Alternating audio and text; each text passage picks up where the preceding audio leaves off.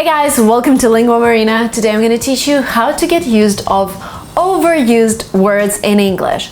When we all start to learn a language, we start with a very basic set of words like really, important, like, and all of those.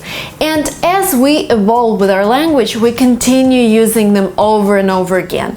And this makes our speech boring. Boring? So today we're gonna dig into your speech, we're gonna identify those overused words, and I'm gonna give you alternatives so you could sound more like a native speaker and make your speech more diversified. So if you're interested, continue watching this video. This video is brought to you by Blinkist.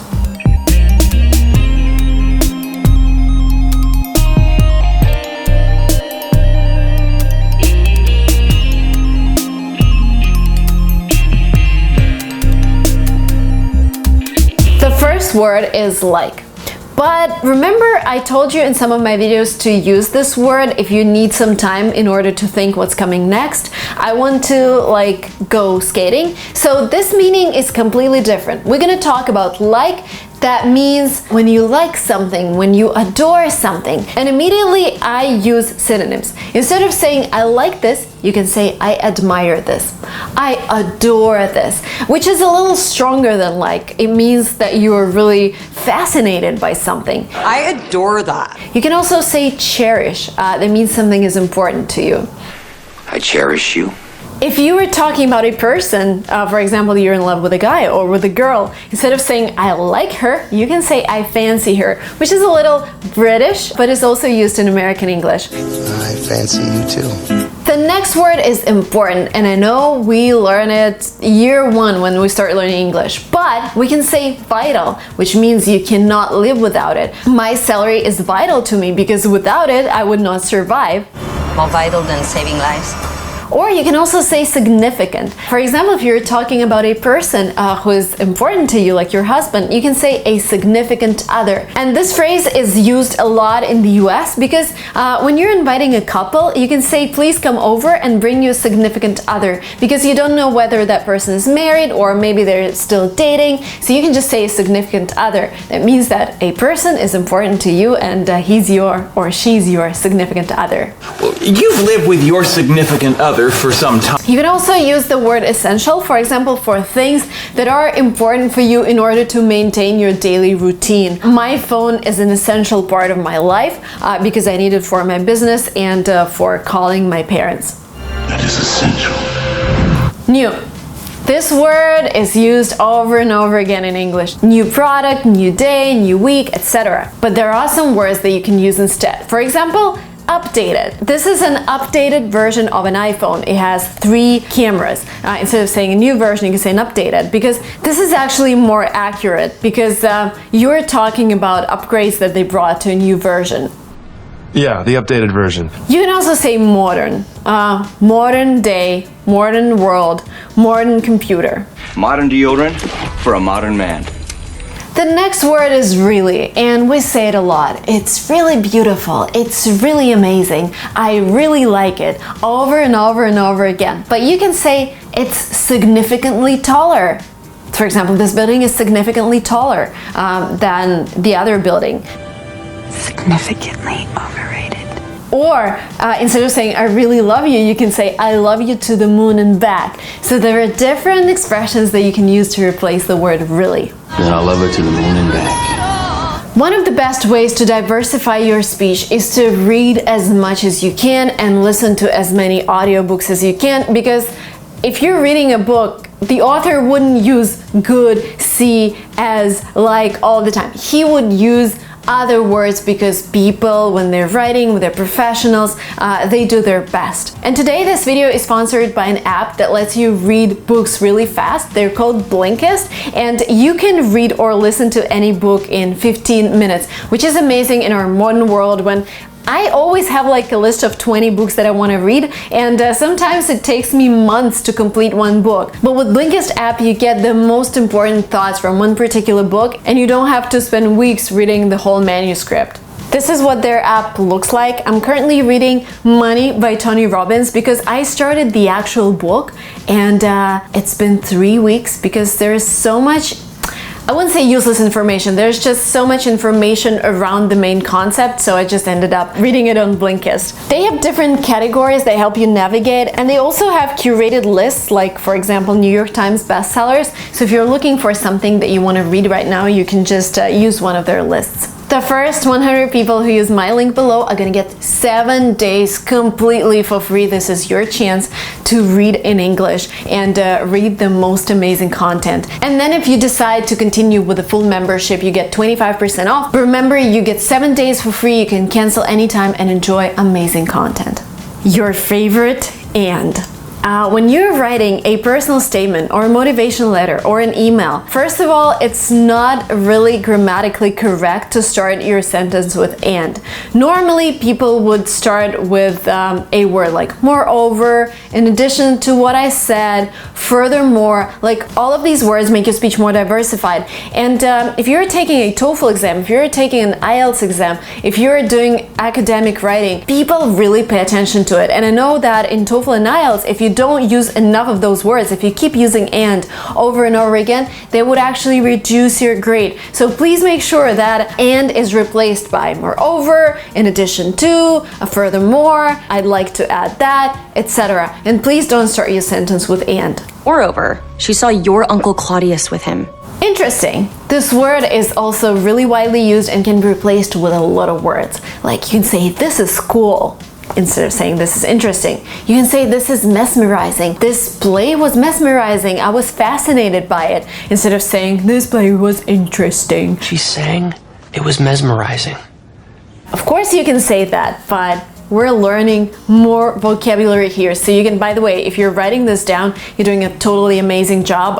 Don't forget to tag me on Instagram when you're doing this, because I love watching your stories. I'm linguamarina on Instagram. And a lot of you guys ask me how to learn new vocabulary. This is your way to learn it. You take one word that you use over and over again, you write down synonyms to this word, maybe using my video, maybe using your own research, and then you try to replace it in your speech 3 or 4 times, and then this is how your brain is gonna learn how to use different words. Good. Some people would consider this compliment as average, like this is a good option. Might sound like this is an average option. So if you want to really tell somebody that you're impressed by their results, don't say good results. Say amazing results, say fascinating results, say mesmerizing results, say impressive results. So a lot of words that are a lot stronger than good, because good is somewhere here, amazing is somewhere here, fascinating somewhere here, and good is still, you know, a little lower. Very nice. Very impressive. Very impressive. Smart. Now, if you're learning a British version of English, smart is when somebody is dressed up. You look smart today, you look smart today. That means you're wearing a dress, you're wearing your makeup, you've done your hair, and this is the British version. American version of smart is clever. People say this word a lot. He's a smart person. What a smart doggy. Oh my God. So they use smart all the time. But you can replace it with other words. Yes, you can say clever, you can say brilliant, you can say quick-witted, you can say wise, you can say genius. Use these words instead of smart. She was clever, yes. Explain. Again, this word is really basic. But what I like to say in my speech when somebody talks about something and I didn't really understand, I tell them, could you please elaborate on that a little more? Elaborate on something. Instead of saying, could you explain this once again? I say, could you elaborate on this a little more? This sounds really American. Americans love this expression. Could you elaborate, Ramon? You can also say, could you clarify that for me? Okay. And could you clarify with an example? The next word that we use a lot is thing. I like this thing a lot. This is a really interesting thing.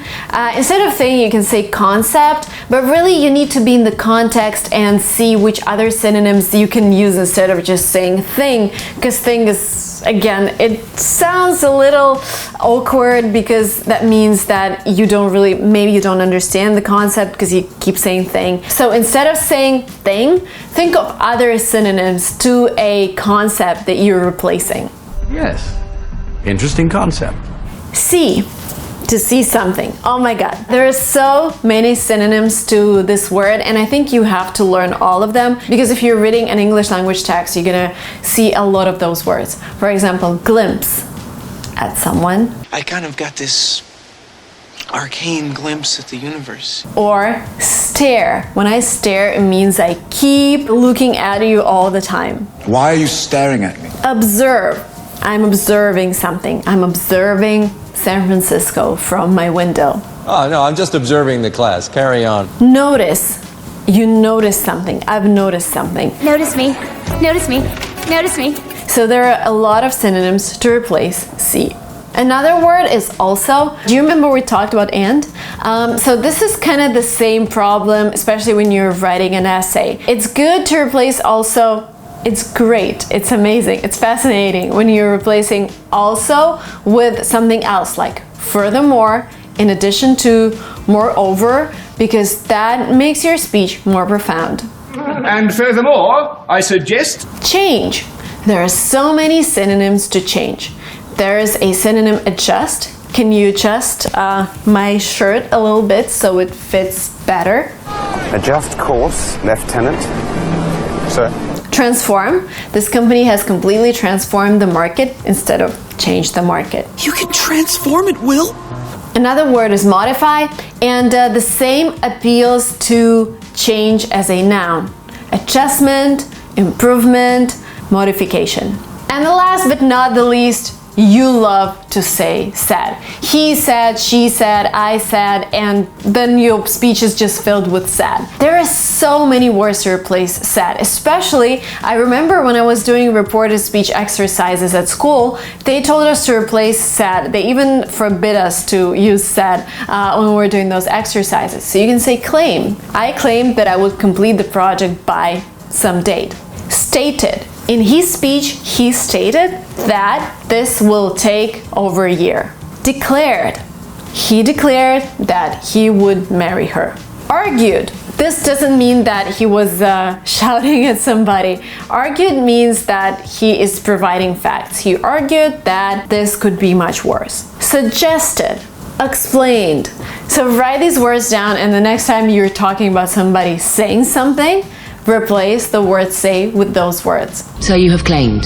That was it from me for today, guys. Thank you so much for being attentive in this class, and thank you for writing things down and tagging me on Instagram, and thank you so much for liking this video because it was hopefully useful for you. And if you're not yet subscribed to this channel, and if you're learning English, please don't make this mistake and subscribe, hitting the red button below, and I will see you very soon in my next videos. Bye bye.